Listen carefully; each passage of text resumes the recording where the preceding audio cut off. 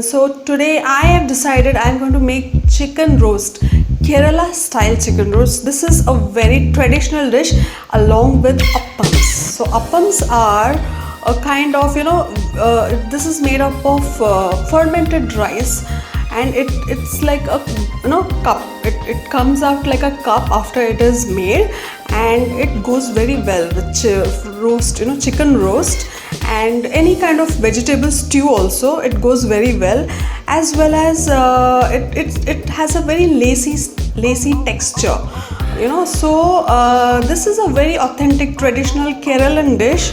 And moreover, I will be showing you this recipe, this appam recipe, without any yeast. Normally for fermentation people use yeast for this, but in my recipe you don't need yeast. Even without yeast you can make your appams very well. So I'll teach you how to make amazing appams without using any yeast. Come, let's go. I am going to make roast chicken now. So I have washed half a kg of chicken over here. In this I'll be adding some oil. So all my masalas are ready. Just take a look. I have dry red chilies around 6 to 7. I have one big onion chopped into long slices. I have one marble sized tamarind or imli. I have a big piece of ginger chopped into these kind slices. I have some curry leaves. I have around 20 pods of garlic peeled, and this is fennel seed, which is also called badiso. So I'll saute all this in oil in a pan. So 2 tablespoons of oil I have put into this, and I'll be adding, first of all I'll be adding all the onions, because onions take a longer time to turn translucent. So I have to add this first. So this goes first, and I'll just fry it away in the oil. Now after this I'll add my ginger and garlic. Now look at this, my onions are turning a little bit translucent, a little bit golden brown in color. So at this stage I will be adding my chilies, red chilies, and this marble size tamarind, curry leaves, and this fennel seeds. So all of the fennel seeds will go inside, and I have added 3 pods of cardamom also into this.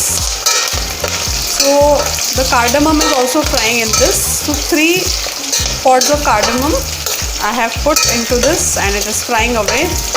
The flavors are really awesome. It's smelling really wonderful. So now look at the color. The onions have turned really golden brown. Now this is the stage I have to switch off my stove, and I have to put all of this into a blender for blending.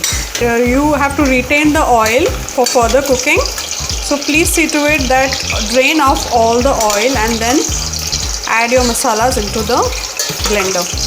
Now look at this, we have blended all the masala into a paste. It has become a beautiful red colored paste.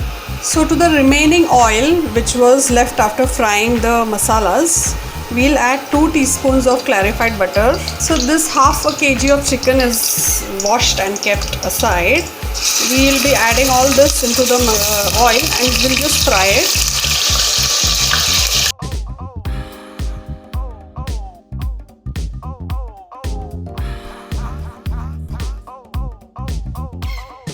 After this, so now look at this, just in half a minute or 2 minutes, this chicken is already turned a little white in color. So at this moment we'll be adding cinnamon sticks and 4 to 5 cloves to it. So we'll add this to our oil, and we'll fry half a minute more. At this stage we will add all our masalas and let it fry in the oil along with the chicken.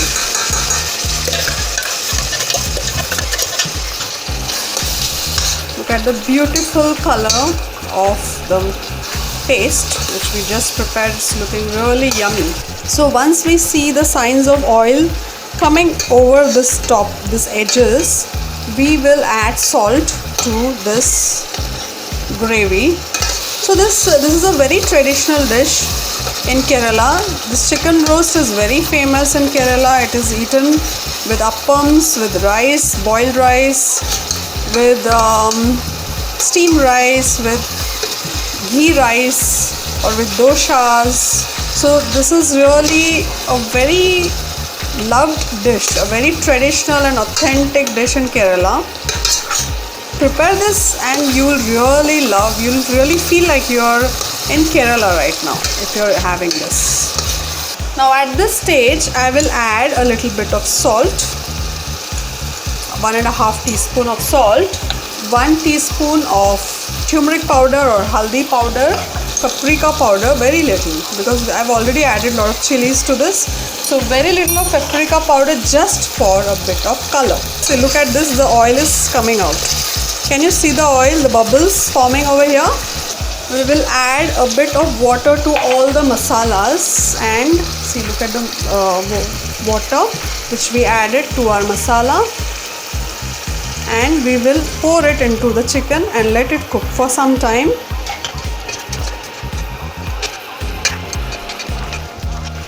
At this stage we will add 1 teaspoon of coriander powder to this. Now we'll add 1 teaspoon of cumin powder or jeera powder to this. We will give it a very good mix. I'll be adding a few potatoes right now. So as my chicken is cooking, my potatoes also will cook. So I'll come back after 15 minutes and check how my chicken is done, whether it's cooked properly or whether it needs more cooking. So let's come back after 15 minutes. It's 15 minutes now. Let's check our chicken whether it's cooked or not. Look at this. This is looking really wonderful. It's looking beautiful. Look at the color. Wow, it's looking really amazing. So this should be the consistency once it is cooked. At this stage, add some coriander leaves to this and add some juliennes of ginger for some flavoring. So we'll start making the appams. This is 2.5 cups rice. This is dosa rice. So this we have to keep drenched in water. The water is covered completely above the rice, and this we have to keep for 3.5 hours. And after it is soaked, we have to put this in a blender and blend it. So don't put all the water, just put a little water, and we have to blend it in the blender till it is blended into a smooth paste. So the fermenting procedure is I'll have to put 2 ladle full of this into the appam batter into this bowl, and I'll start heating it and make it into a paste, a thick paste. So just put a few drops of water and make it into a thick paste, and then we'll add all the thick paste into this, okay, into the main batter. So but you have to heat it, okay. So I'll start heating it. See, now this is completely heated. Now this you have to do just for 2 to 3 minutes. After that, you have to pour all of this, all the heated mixture into our appam batter. Remember, it should not burn, otherwise there will be a burnt taste. If it burns, don't add it into your appam. Make another fresh batch of this paste and add it to your appam. If it burns, just throw it away. Don't add it into your appam batter, and make a fresh batch and add it. So we have to keep stirring this till this paste becomes a little mixed with the appam. It should mix completely with the appam batter. Keep it for fermentation in a warm place, in a good warm corner of your kitchen, and cover it with a lid and keep a spoon like this and don't close it completely. Cover it with a lid and let a part of your vessel be open so that the fermentation takes place very well. So all these things are tips which you need to make really soft, fluffy and lacy appams.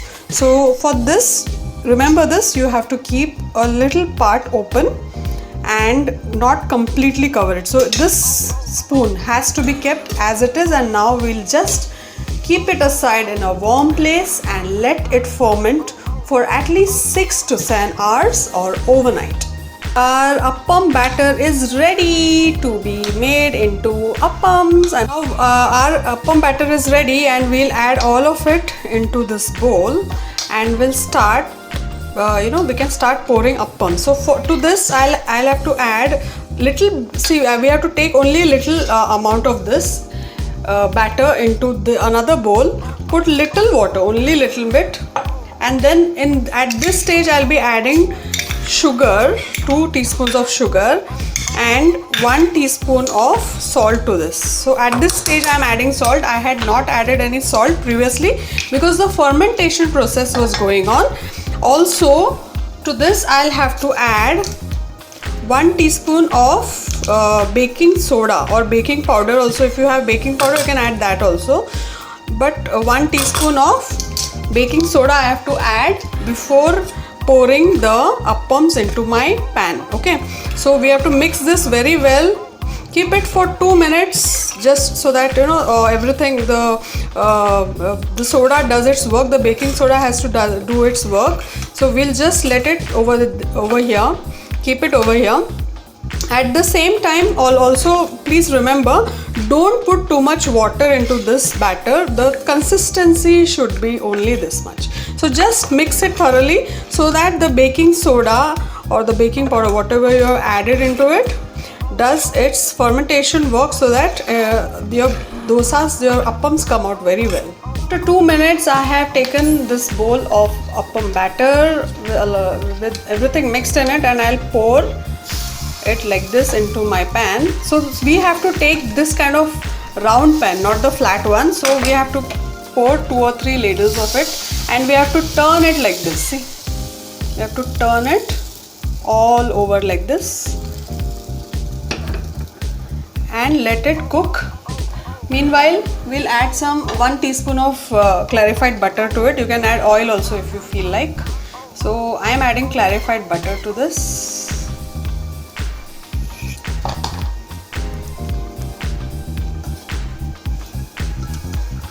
So low the flame. The flame should be in low now while cooking, but before pouring the batter, it should be on a high.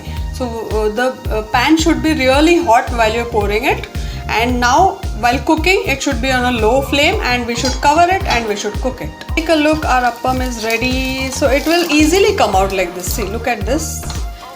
Look at the shape of the appam. It's really looking like a bowl. So it should look like this.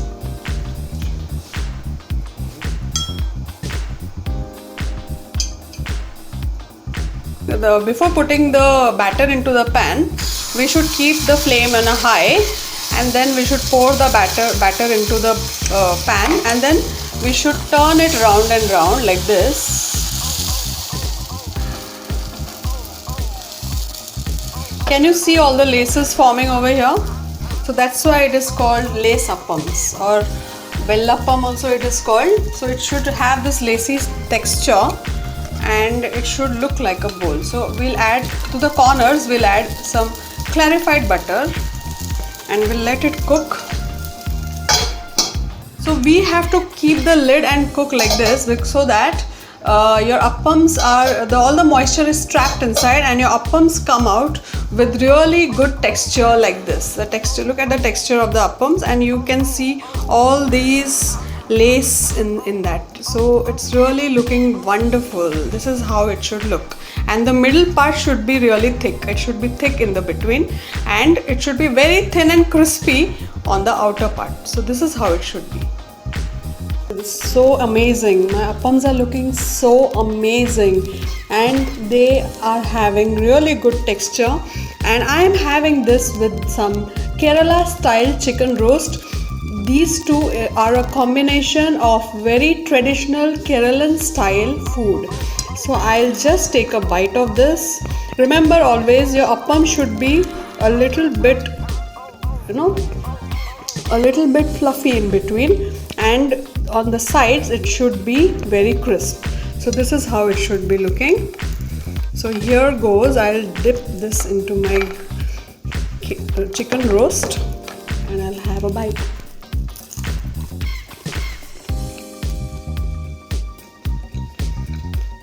This is heaven.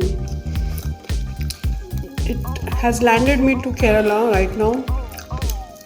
If you feel like landing yourself to Kerala, just make this at home and take a bite. It really transports you immediately to Kerala. It's paradise. I love this. This is exactly the kind of food I am feeling like eating right now. Look at the lovely texture of this. It's having so much fluff inside this. Even though the fermenting, you know how I have done it. It's really become awesome.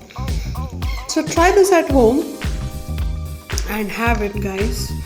And let me know on the comments and even on Instagram whether you liked it or not. Make the recipe, share your pics and follow me, and please subscribe me. Don't go without subscribing my channel. Like and please comment. Thank you. Happy eating. Hey, hope you enjoyed this video. Give me a thumbs up quickly. Subscribe to my channel and stay connected. Share with your family and friends. Let me know what you think in the comment section below. Until next time, keep it simple. Simply City.